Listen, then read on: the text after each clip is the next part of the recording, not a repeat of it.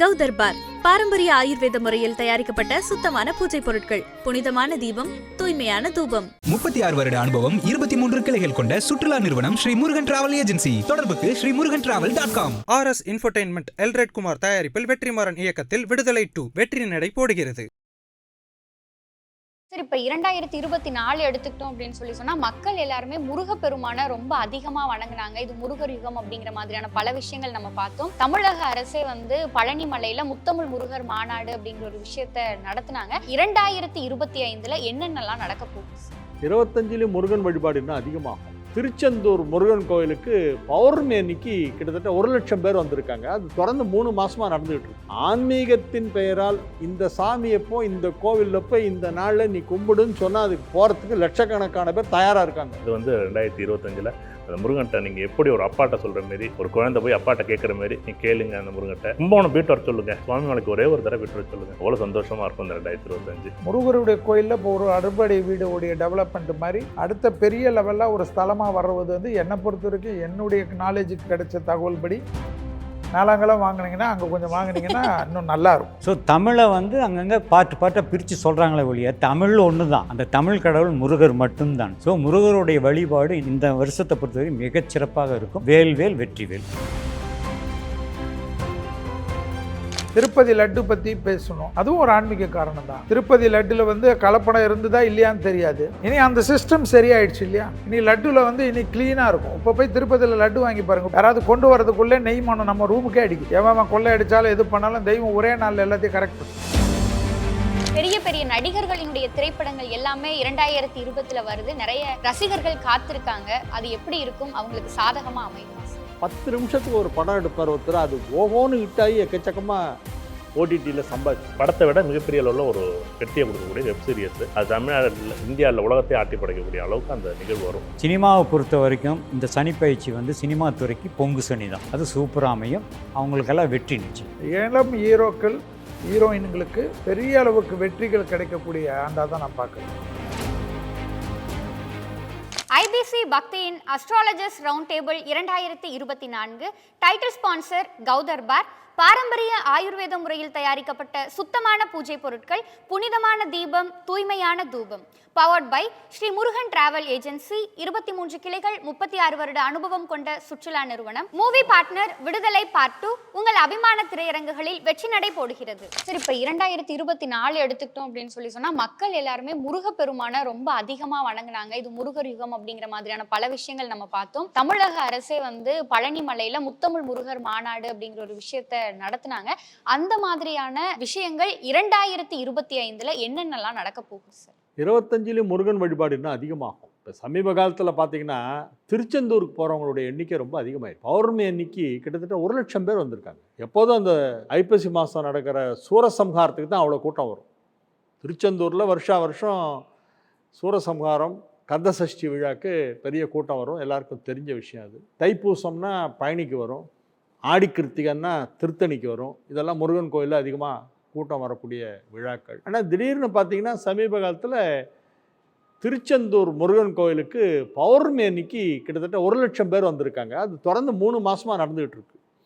அது யாரோ ஒரு ஜோசியர் எங்களை மாதிரி யாரோ ஒருத்தர் ஏதோ யூடியூப்பில் பேசியிருக்காரு. பௌர்ணமி அன்னைக்கு போய் ராத்திரி அந்த கடற்கரையில் தங்கிட்டு காலையில் முருகனை தரிசனம் பண்ணிட்டு வரணும், நைட்டு தரிசனம் பண்ணிட்டு கடற்கரையில் தங்கிட்டு காலையில் ஒரு தரம் கடலில் குளிச்சுட்டு மறுபடியும் தரிசனம் பண்ணணும்னு யாரோ சொல்லியிருக்காங்க. அது என்னன்னா அது கூட்டம் திணறிட்டுருக்கு. அந்த ஊரே சின்ன ஊர். அது அவங்களால தாங்க முடியாத அளவுக்கு, மேனேஜ் பண்ண முடியாத அளவுக்கு ஒரு பெரிய கிரௌட் ஒன்று வந்துட்டுருக்கு. இதெல்லாம் ஒரு பெரிய ஆன்மீக வளர்ச்சி. ஜோதிட சொன்னது சரியா, பௌர்ணமிக்கு அங்கே போய் நைட்டு தங்கணுமாங்கிறத பற்றி நான் பதில் சொல்ல விரும்பலை. அந்த டாபிக்குள்ளே நான் வரல. ஆன்மீகத்தின் பெயரால் இந்த சாமியை போய் இந்த கோவிலில் போய் இந்த நாளில் நீ கும்பிடுன்னு சொன்னால் அதுக்கு போகிறதுக்கு லட்சக்கணக்கான பேர் தயாராக இருக்காங்க. சபரிமலையில் வர கூட்டத்தில் பார்த்தீங்கன்னா நீங்கள் டெய்லி காமிக்கிறாங்க. இப்போ அந்த கேரளாவில் இருக்கிற டிவிலாம் டெய்லியே காமிக்கிறாங்க. அதை பெரிய அளவில் கூட்டம் வருது.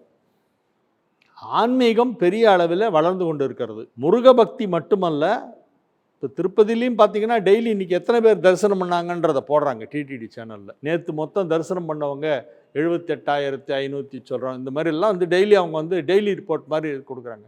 இது பெருமாள் கோயிலாக இருந்தாலும் சரி, முருகன் கோயிலாக இருந்தாலும் சரி, இல்லை சமயபுரம் மாரியம்மன் கோயிலாக இருந்தாலும் சரி, எல்லா இடத்துலையுமே கோவில்களுக்கு கூட்டம் அதிகமாக வர்றதுங்கிறது இப்போது அண்மை காலத்தில் ரொம்ப ஜாஸ்தியாக இருக்குது. முன்னெல்லாம் இவ்வளோ கிடையாது.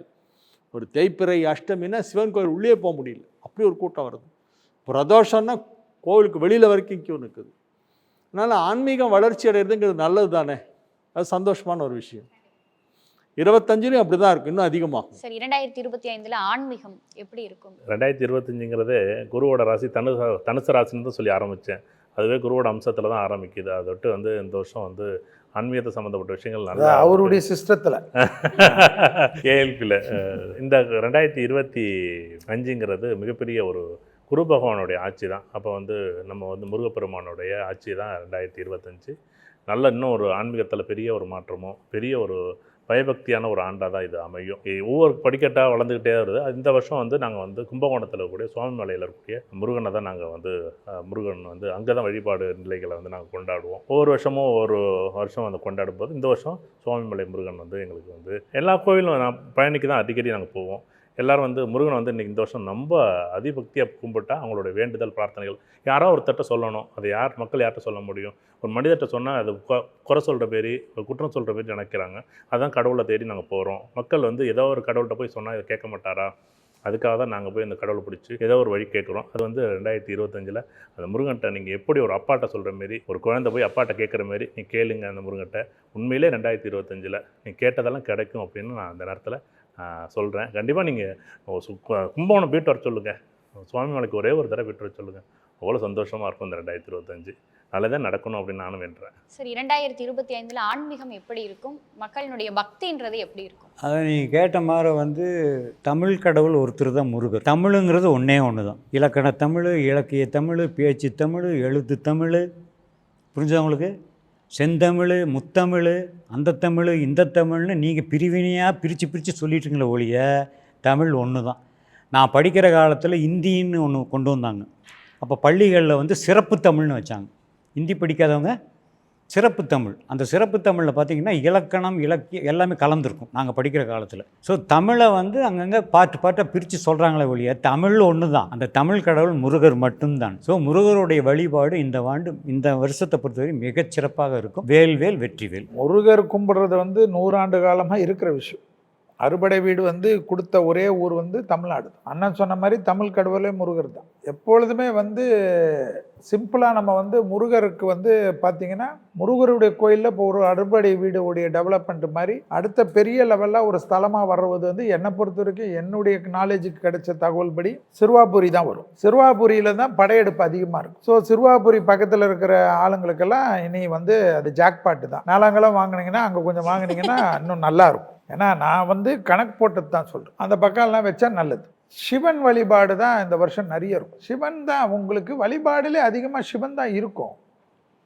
நீங்கள் சிவாலயங்கள் தான் அதிகம். அதில் நீங்கள் திருவண்ணாமலைக்கு திருப்பதியோட திருவண்ணாமலையுடைய கூட்டம் அதிகம். அது நான் ஏற்கனவே திருவண்ணாமலையை பற்றி பேசியிருக்கேன்.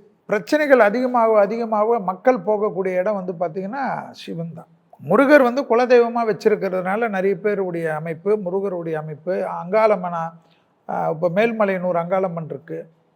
அமாவாசைக்கு 5 லட்சம் பேர் வரான், 10 லட்சம் பேர் வராங்கன்னா அதெல்லாம் அந்த காலத்துலேருந்து குடும்பமாக தலைமுறையாக வர்றது. இப்போ தனியார் கோயிலுக்கும் அது மாதிரி வரும். அதில் குருமார்கள் கோயிலுக்கெல்லாம் நிறைய வரும். அந்த குருமார் கோயில் ஏன்னா குருவுடைய வீட்டில் சனி வர்றதுனால குரு கோயிலுக்கெல்லாம் பிரசித்தி பெற்று தென்குடி திட்டையாக இருக்கட்டும், ஆலங்குடியாக இருக்கட்டும், ராகவேந்தருடைய மந்திராலயமாக இருக்கட்டும், ஸ்ரீரெடியாக இருக்கட்டும், திருவண்ணாமலை எல்லாமே குருஸ்தலம். அதில் தனியாருடைய அமைப்பில் பார்த்திங்கன்னா வேலூர் நாராயணி பீடம் ரொம்ப பெருசாகிடும். ஏன்னா அந்த அளவுக்கு போகும்.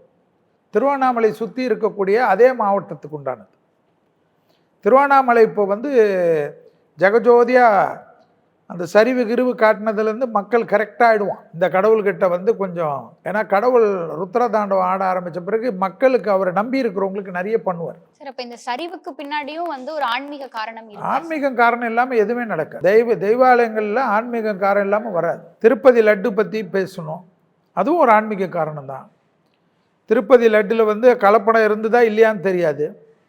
இனி அந்த சிஸ்டம் சரியாயிடுச்சு இல்லையா? இனி லட்டில் இனி க்ளீனாக இருக்கும். இப்போ போய் திருப்பதியில் லட்டு வாங்கி பாருங்கள். இப்போ கொடுக்குற லட்டு யாராவது கொண்டு வரதுக்குள்ளே நெய் மனம் நம்ம ரூமுக்கே அடிக்கும். ஸோ அது சிஸ்டம் கரெக்ட் பண்ணி விட்டுரும். தெய்வ சன்னிதானம் கரெக்ட் பண்ணிடும். அவங்களுக்கு தெரியும் எவன் கொள்ளையடிச்சாலும் எது பண்ணாலும் தெய்வம் ஒரே நாளில் எல்லாத்தையும் கரெக்ட் பண்ணும். ஸோ கொள்ளையடிச்சுன்னு இருக்கிறவன் நினச்சிப்பான் சாமி ஒன்றும் தெரியாது. சாமிக்கு தெரியும் எந்த சமயத்தில் பண்ணணும், ஒரே நாளில் பிடிக்கிடும். சிவன் சொத்து கொலை நாசனால அதெல்லாம் பயப்படாமல் கொள்ளையடிப்பாங்க. ஒரே நாள் நாசம் ஆனோன்னா பக்கத்து வீட்டில் கொள்ளையடிச்சலாம் கூட நைஸாக எடுத்துகிட்டு வந்து கொடுத்துட்டு போயிடும். இந்த முருகர் வழிபாடில் என்னை பொறுத்த வரைக்கும் சிறுவாபூரி வந்து அடுத்த இன்வெஸ்ட் பண்ணுறதுக்கு நிறைய கேட்டிங்கன்னே இருந்தீங்களே. ஸோ சிறுவாபுரி சுற்றி இருக்கிற இடத்துலலாம் இன்வெஸ்ட் பண்ணுறது, திருவண்ணாமலை பக்கத்துலலாம் இன்வெஸ்ட் பண்ணுறதெல்லாம் ஃப்யூச்சரில் அது லேண்டெல்லாம் வந்து வேறு லெவலுக்கு போய்டும். அடுத்தது சிவாலயங்கள் வந்து பிரசித்தி பெற்ற கோயில். வெள்ளூர்லேயும் சொல்லியிருக்கேன், பீடத்துக்கு பக்கத்தில் எல்லாம் இடம் இருந்தால் வாங்கி போட்டுக்கினீங்கன்னா ஃப்யூச்சர் நல்லாயிருக்கும். சிவனை பற்றி சொல்லும்போது நான் ஒரு விஷயத்தை சொல்லிடுறேன். சிவ வழிபாடு உண்மையிலேயே வந்து சிறந்த ஒரு வழிபாடு. அதுக்கு மெயின் காரணம் பிரதோஷ காலங்களில் பார்த்தீங்கன்னா அன்றைக்கெல்லாம் சிவன் கோயிலை பார்த்து ஒரு 100 பேர் பார்க்குறது சிரமமாக இருக்கும். பட் இன்றைய காலகட்டங்களில் ஆன்மீகம் வந்து எந்த அளவுக்கு வளர்ந்துருக்கு, பக்தி எந்த அளவுக்கு முக்தி இருக்குன்றதுக்கு இன்றைக்கி பிரதோஷ பூஜைகளை பார்த்தீங்கன்னா ஆயிரக்கணக்கான ஜனங்க வந்துடுறாங்க. இந்த பிரதோஷ வழிபாடுங்கிறது ரொம்ப முக்கியம் சிவன் கோயிலில். அதுக்கு மெயின் காரணம் ஆலகால விஷத்தை சிவன் உண்ட பொழுது, அவர் மூச்சு திணறும் பொழுது அவருக்கு பிராணத்தை கொடுத்தவரதே நந்தி தான். பிராணவாயு இல்லை, அவர்கிட்ட இந்த பிராணத்தை கொடுத்து காப்பாற்றின ஒரு பெரிய கதையே இருக்குது. ஸோ அதனால் பிரதோஷ பூஜை சிவன் வழிபாடு என்பது ரொம்ப ரொம்ப விசேஷம். அது இந்த ஆண்டு அண்ணன் சொன்ன மாதிரி சிறப்பாக இருக்கும். சினிமாவில் என்ன மாதிரியான மாற்றங்கள், என்ன மாதிரியான திரைப்படங்கள், அதனுடைய வருமானம் வசூல் அப்படிங்கிறது 2025ஆம் வருஷம் எப்படி இருக்கும் சார்? ஏன்னா பெரிய பெரிய நடிகர்களினுடைய திரைப்படங்கள் எல்லாமே 2020 வருது. நிறைய ரசிகர்கள் காத்திருக்காங்க. அது எப்படி இருக்கும்? அவங்களுக்கு சாதகமாக அமையுமா சார்? அதாவது வருங்காலத்தில் ஷார்ட் ஃபிலிம் தான் இனிமேல் ஹிட் ஆகும். எல்லாத்துலேயுமே நான் சொன்னேன் மைக்ரோவாக வரப்போகுது அப்படின்னு. மேக்ரோவாக இருக்கிறதெல்லாம் மைக்ரோவாக வரும். பெரிய அளவில் இருக்கக்கூடியதெல்லாம் சின்ன சின்னதாக வரும். அதுக்கு தான் மார்க்கெட். அது சினிமாவுக்கும் அது விதிவிலக்கல்ல. ஈவன் சினிமான்னு எடுத்துக்கிட்டிங்கன்னா கூட 10 நிமிஷத்துக்கு ஒரு படம் எடுப்பார் ஒருத்தர், அது ஓகோன்னு ஹிட் ஆகி எக்கச்சக்கமாக ஓடிடியில் சம்பாதிச்சுக்கும். அந்த மாதிரி ஷார்ட் ஃபிலிம்ஸு அதுக்கெல்லாம் வந்து ஒரு நல்ல வரவேற்பு இருக்கும். பெரிய படம் எடுக்க முடியாத டைரக்டர்ஸ் எவ்வளோ பேர் இருக்காங்க. நல்ல கதையெல்லாம் வச்சுட்டு அவங்களுக்கு ப்ரொடியூசர் கிடைக்காம அதை தன்னுடைய கற்பனையை வந்து வெளியில் தெரியப்படுத்த முடியாத நிலையில் இருக்காங்க. அவங்களாம் இந்த மாதிரி ஷார்ட் ஃபிலிம் எடுத்தே அதில் வந்து ஒரு பெரிய லெவலில் நேம் வாங்குவாங்க, அந்த பெயர் கிடைக்கும். எல்லாமே குறுகிய காலத்தில் செய்யக்கூடிய விஷயங்களுக்கு அதிக மதிப்பு, சின்ன அளவில் தயாரிக்கக்கூடிய பொருள்களுக்கு அதிக மதிப்பு.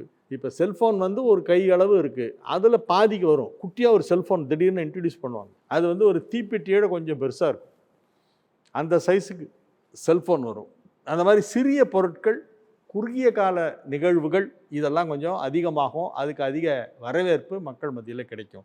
இது 25ல் ஒரு முக்கியமான ஒரு விஷயம். சார் 2025 திரைத்துறைக்கு அது எப்படி இருக்கும் சார்? கலைத்துறையை பொறுத்தவரை நல்லா தான் இருக்கும் 2025. ஆனால் வந்து ஜனவரி, பிப்ரவரி, மார்ச் அந்த 3 மாத காலம் திரைத்துறைக்கு எதிர்பார்த்த மாதிரி இருக்காது. அதன் பிறகு வரக்கூடிய காலகட்டம் நல்லாயிருக்கும். அதில் நடிகர் அப்படின்னு எடுத்துக்கிட்டிங்கன்னா அடுத்தடுத்து வரக்கூடியது சிவகார்த்திகேயன், விஜய் சேதுபதி, இவங்க 2 பேருடைய ஃபோக்கஸ் நிறையவே இருக்கும். ஏன்னா சிவகார்த்திகேயன் அடுத்த இடத்த நகரக்கூடிய இடத்துல இப்போ தான் வந்திருக்கு அவர். கண்டிப்பாக இவங்களுக்கு வரக்கூடிய காலகட்டம் இவங்க 2 பேருக்குமே நல்லா இருக்கும். அதேமாரி ஒரு படம் எடுக்கிறோம் அப்படிங்கிறத விட அந்த வெப் சீரியஸ்ன்னு இருக்குல்ல, படத்தை விட மிகப்பெரிய அளவில் ஒரு வெற்றியை கொடுக்கக்கூடிய வெப் சீரியஸ், அது ஒரு 1, 2, 3 அப்படின்னு 7 பகுதிகளாக வரக்கூடிய வெப் சீரியஸ், அது தமிழ்நாட்டில் இந்தியாவில் உலகத்தை ஆட்டி படைக்கக்கூடிய அளவுக்கு அந்த நிகழ்வு வரும். அதுதான் நல்லாயிருக்கும். கலைத்துறையை பொறுத்த நல்லா தான் இருக்குது சார். 2025 திரைத்துறைக்கு எப்படி இருக்கும் சார்? திரைத்துறையை பொறுத்த வரைக்கும் 2025ஆம் ஆண்டு வர்ற சனிப்பயிற்சிருக்கு, 25ஆம் ஆண்டு மார்ச் சனிப்பயிற்சிருக்கு திருக்கணிதப்படி உள்ளதில் 30 வருடங்களுக்கு முன்பு இந்த கலைத்துறைக்குள்ளே வந்தவங்க இன்றைக்கி வேலை இல்லாமல் இருக்கலாம், சிரமப்பட்டிருக்கலாம்.